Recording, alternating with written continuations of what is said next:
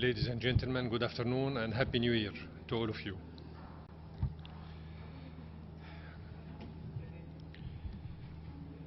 You are all aware that the delegations of Britain and France called for a closed meeting today, this morning, to discuss, in their opinion, the situation prevailing in the province of Idleb, the Syrian province of Idlib. Regarding the situation in and around the province of Idlib, the Syrian government is determined not to give up its right and duty as a sovereign state to eliminate the last strongholds of terrorism. And everyone knows that those who control this area are the terrorists of H.E.Dr. al-Sham or Jabhat al-Nusra, which is designated as a terrorist entity by the Security Council. So here we are not reinventing the wheel, we are talking about something concrete, something that the Security Council is aware of. Regarding the closed session that is currently taking place at the level of the P5, I would like to confirm once again that some members of the Security Council, namely speaking France, UK, United States and Germany, and to a lesser degree Belgium, have failed miserably in the test of fighting terrorism. And we are still determined that the European Union countries, in particular, are still dealing in irresponsible way with the file of foreign terrorist fighters who hold European nationalities, as these governments still refraining from returning these terrorists and their families, and even turns a blind eye to the Turkish regime transferring many of these terrorists from Idlib via Turkey to Libya to get involved in the ongoing conflict over there. So we are witnessing not only a sponsoring of terrorism and terrorist activities in Syria, but also transferring of these terrorists to another country by the Turkish regime. The logistics are provided by the Turkish regime. The European Union is turning a blind eye. The United States is condoning the whole issue, while we are talking about terrorists belonging to a terrorist entity enlisted by the Security Council as a terrorist entity. What a hypocrisy.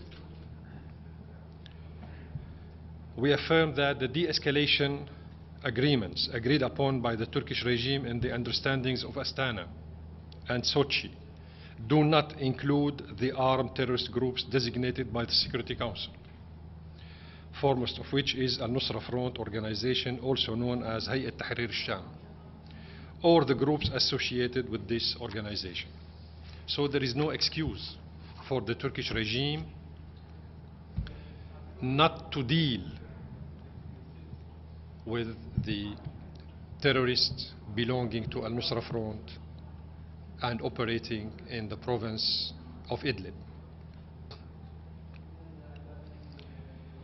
The de-escalation agreements in Astana and Sochi are intended to deal with the specific military situations on the ground, with the aim of stabilizing and eliminating designated terrorist entities. Consequently, these agreements were defined by time frames and goals, many of which were not achieved, particularly in Idlib and its environs, due to the Turkish regime's insistence to this point on disclaiming its obligations to the Russian and Iranian guarantors, and it's continuing to support and direct the activities of the terrorist organizations of Al-Nusra Front, About 1 million Syrian citizens are taken hostage in Idlib. I underline the figure. We are talking about 800,000 Syrian civilians taken hostage in Idlib. Those who provide the figure of 3 million and 4 million are lying to you. We do not have 4 million Syrians living in Idlib. We have only 800,000, plus 300,000 foreign terrorists and their families.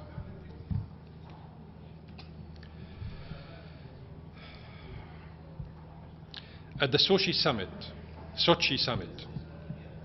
the head of the Turkish regime committed to separate armed groups from terrorist organizations listed by the Security Council, and committed to withdraw the elements of these armed groups 20 kilometers to the west. However, he ignores these commitments to this day and seeks to reinforce the terrorist sites in Idlib and support them with more weapons, including drones. Therefore, ladies and gentlemen, it would have been better for those who called for this meeting today to deal responsibly with the dangerous situation in Idlib and to work for real cooperation with the Syrian and Russian governments to eliminate terrorism there, instead of continuing to provide cover for the terrorists of Al-Nusra Front and that controls Idlib.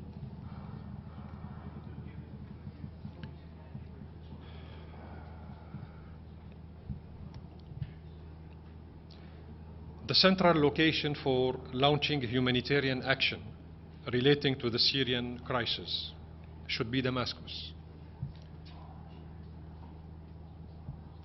There is no longer any justification for cross-border delivery of humanitarian aid, as long as the cross-lines humanitarian assistance has succeeded.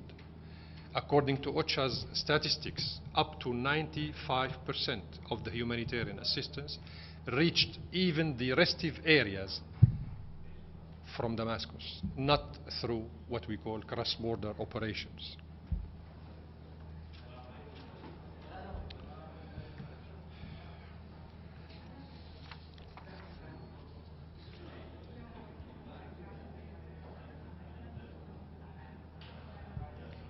Of course, the most heinous hypocrisy is that the Security Council today discusses the humanitarian situation in Syria at the request of the governments occupying parts of Syrian territory, namely speaking USA, Britain, and France,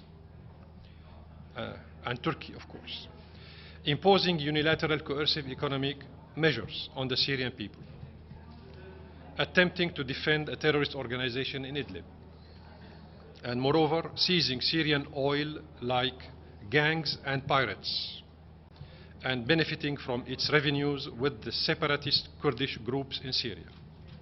So you see, the list of crimes is rather long.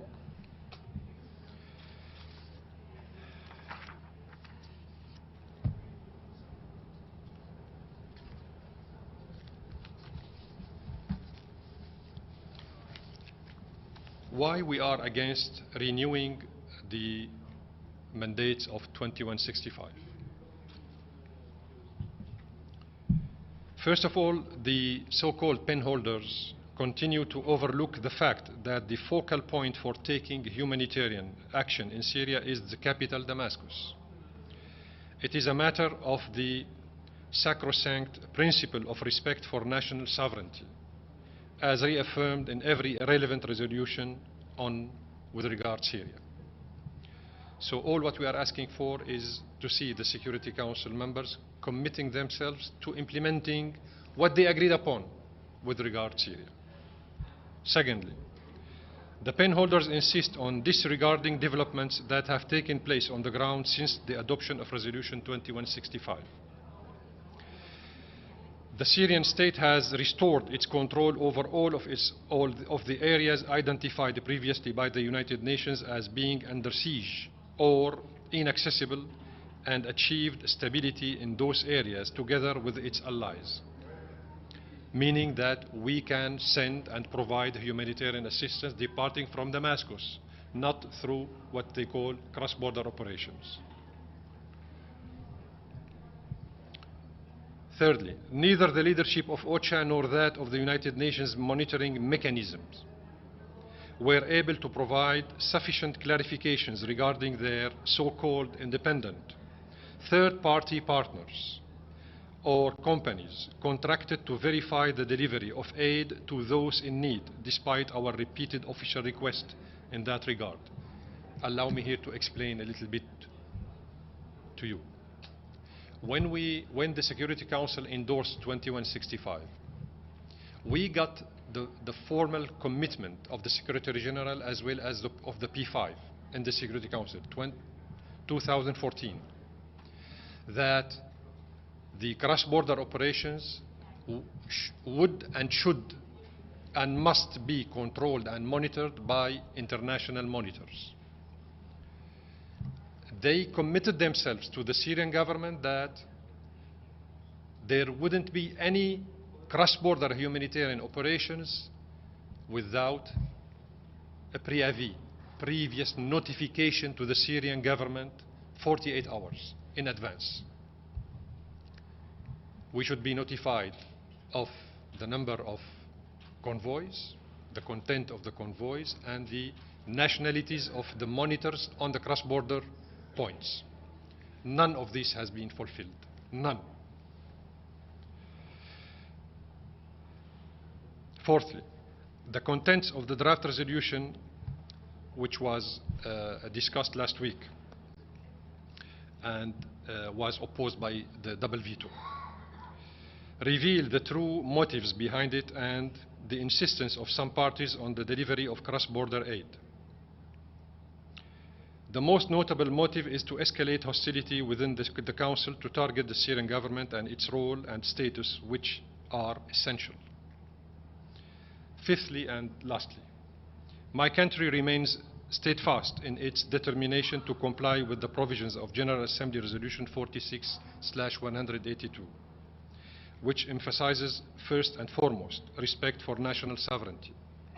Syria therefore rejects the principle of alert and warnings, as we believe that it does not meet the minimum requirements of norms relating to transparency, credibility, and respect for national sovereignty.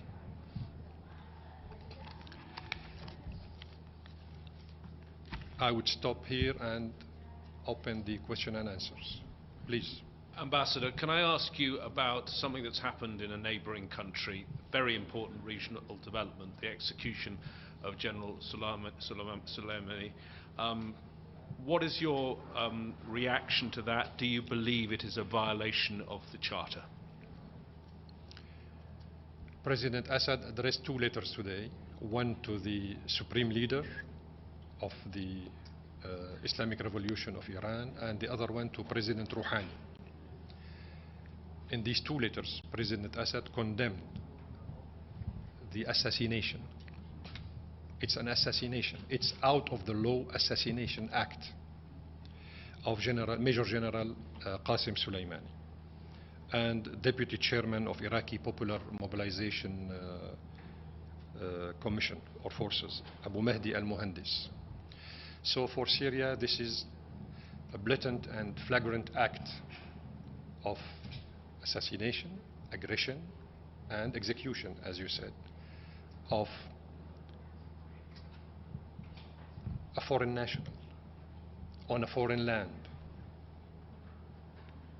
at a moment where everybody is seeking to ease tensions in the area, not to increase tensions in the area. It's a pity to see the great power of the United States used to kill somebody the way gangs do it. This is why the Syrian Arab Republic condemns in strongest terms the US criminal aggression which led to the martyrdom of Major General Soleimani and al-Muhandis and their cadres, their fellow members. Don't forget that they were killed in a civilian airport coming on board of a civilian aircraft in a friendly country, Iraq, which makes things more difficult to justify, if justification is possible, to the American administration. So Syria condemns this act of assassination, cowardly act of assassination, and warns against the repercussions of this act. Yes. شكرا دكتور. دكتور جعفري، كيف تنظرون إلى إصرار بعض الدول الكبرى في مجلس الأمن الدولي على إدخال المساعدات عبر الحدود، وهل بشكل قاطع ترفضون أي تمديد للقرار المتعلق بنقل المساعدات عبر الحدود؟ بداية كما تعرف مسألة الدفع باتجاه اعتماد القرار 2139 ثم 2165 كانت مسألة معتمدة ومدافع عنها غربيا، بمعنى أن الموضوع كان له دوافع سياسية بالنسبة لهم، ألا وهو كسر السيادة السورية وخلق جهة موازية للحكومة السورية للتعامل معها في موضوع المساعدات الإنسانية، ولذلك أحدثوا ما يسمى بمكتب المساعدات الإنسانية التابع للأوتشا في غازي عنتاب، اللي هي مدينة تركية كما تعرف، وتضم قيادات مراكز تجييش وتجنيد داعش وجبهة النصرة وكل العناصر الإرهابية التي يطلق عليها اسم جهادية من كل أصقاع العالم. على كل حال، نحن كحكومة سورية كنا من ناحية المبدأ مع تطبيق القرار الجمعية العامة 46 على 182 الذي ينظم موضوع توزيع المساعدات الإنسانية في العالم، ولها شروط طبعا، وهذا الموضوع الأمم المتحدة وضعت له شروط، أهمها على الإطلاق التنسيق مع الحكومة المعنية والحصول على موافقتها. هذه هي أحكام القرار 46 على 180. بالمناسبة هو الذي أنشأ الأوتشا، هذا القرار هو الذي أنشأ الأوتشا، الذراع الإنساني للأمم المتحدة. فنحن كنا وما زلنا ملتزمين بأحكام القرار 46 على 182. جاءت الدول الغربية عندما بدأت الأزمة السورية لكي كما قلت لك قبل قليل تفرض على ما يسمى بالمجتمع الدولي تجاهل الحكومة السورية في موضوع تقديم ما يسمى بالمساعدات الإنسانية، وتشجيع الحركات الإرهابية والتنظيمات الإرهابية على تلقي المساعدات من الخارج كي يستمر إرهابها في الداخل وتستمر في تحديها للحكومة السورية. وإلا ماذا يمنع أن ترسل المساعدات الإنسانية كما قلت قبل قليل باللغة الإنجليزية من الداخل السوري، بسموها كروس لاينز اوبريشنز بدلا من الكروس بوردر اوبريشنز، يعني عبر الحدود الدولية. إذا كانت الأوتشا نفسها تعترف بأن 95% من المساعدات الإنسانية تصل إلى المحتاجين انطلاقا من دمشق، فلماذا الإصرار على هذه 5% يلي كانت طبعا هذا الكلام قبل 3 سنوات، اليوم ممكن يكون 98% ممكن إيصاله من دمشق. لماذا الإصرار على ليس فقط تمديد مفاعيل القرار 2165 وإنما توسيعه وجعل رفع عدد النقاط الحدودية من 2 إلى 5. تخيل أنهم يريدون زيادة المعابر الحدودية من 2 إلى 5 لكي يزداد حجم المساعدات التي تصل إلى أيدي الإرهابيين والذين يحتفظون بها ويبيعونها للمدنيين بأسعار باهظة، يعني يتاجرون بها. إذن الأمم المتحدة هي جزء إن شاءت أم أبت بشكل مباشر أو غير مباشر، الأمم المتحدة أوتشا تحديدا ومن يدعم هذا التوجه في مجلس الأمن هم جزء من إطالة الأزمة في سوريا، وهم جزء ممن يحرض المجموعات الإرهابية على عدم التوقف عن أعمالها الإرهابية وعدم الانخراط في الحوار الوطني مع الحكومة السورية وعدم رمي سلاح الإرهاب الذي بين يديها والذي يصلها بكميات هائلة بتمويل قطري سعودي وتركي وطبعا فرنسي أمريكي. المشهد هذا هو على حقيقته، هو مؤلم لكن هذا هو. نحن كنا وما زلنا نعتمد مرجعية واحدة لتوزيع المساعدات الإنسانية، هو القرار 46 على 182. جاء وقت وفرض القرار 2139 ثم القرار 2165.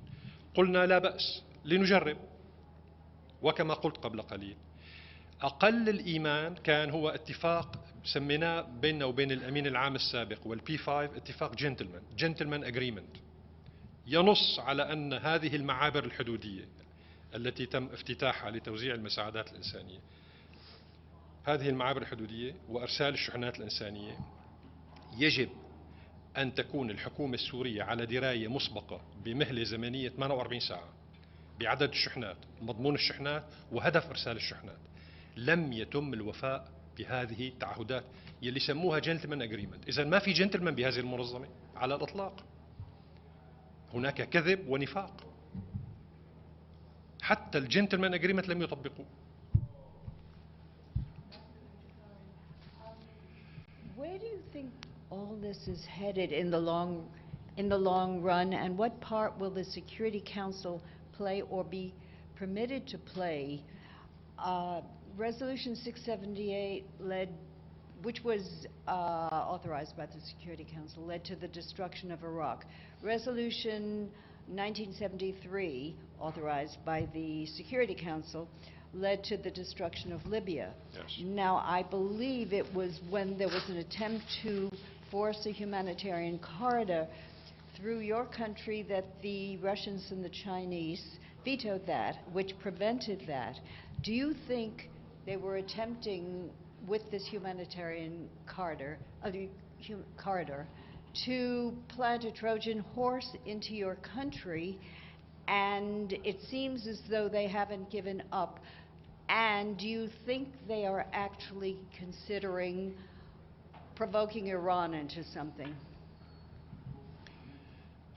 The least we could say with this regard is that we were expecting these gentlemen, I guess some of them are ladies also, in the Security Council, to react accordingly to the American stealing of our natural resources, right? President Trump himself said that he likes Syrian oil. I don't know why, because our oil is heavy. It's not like the light oil of Iraq. But this is what he said.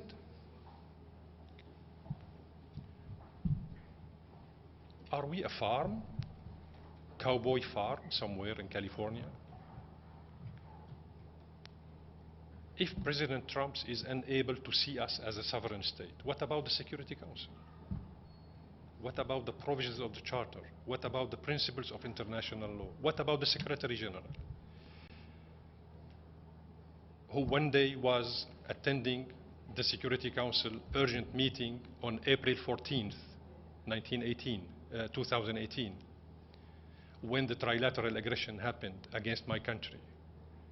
And he was asked, what do you think? What is the position of the Secretariat?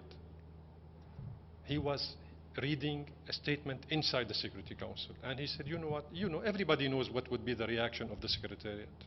He didn't dare saying that that was wrong.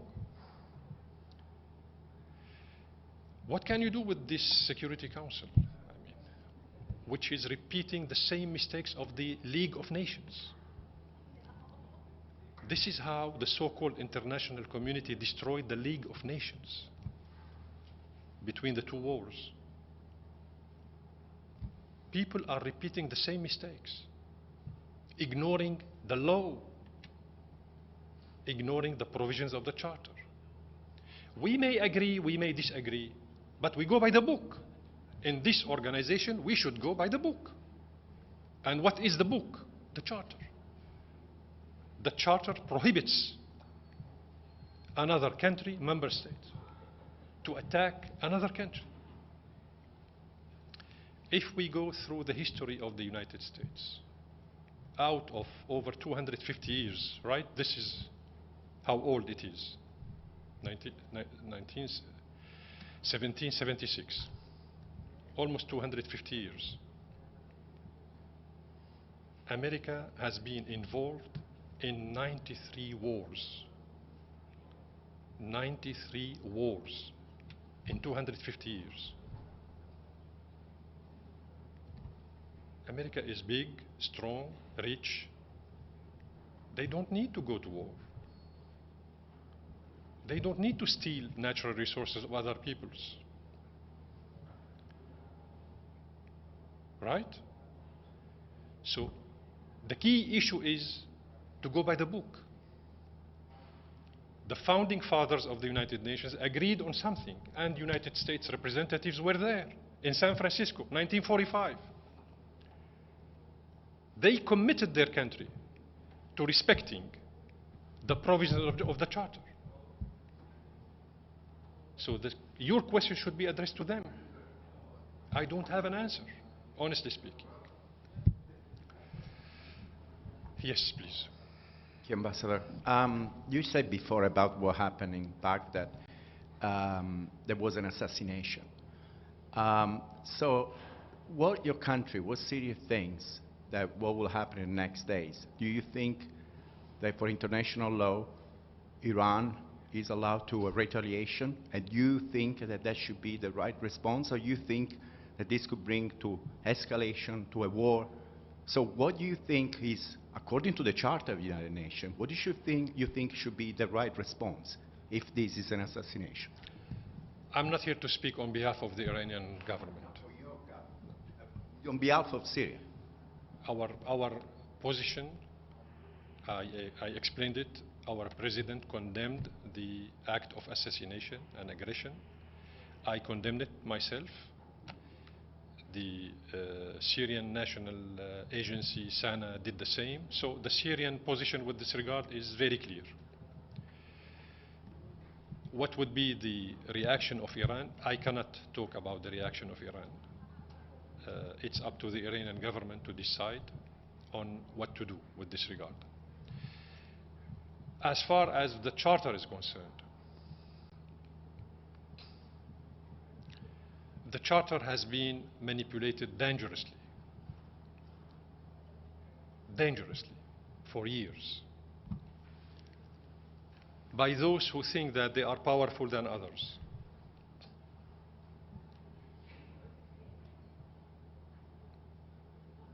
Blair and Bush invaded Iraq, killed 1 million Iraqis, left over 3 million widows and children and orphans, destroyed the Iraqi infrastructure, and stole the natural resource of Iran up to date.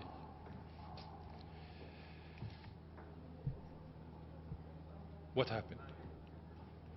Who called for holding these two presidents responsible for their crimes against Iraq? Because nobody dared asking for an account, to hold them accountable, they repeated the same issue in Libya. Then they repeated the same thing in Syria. And all of that is to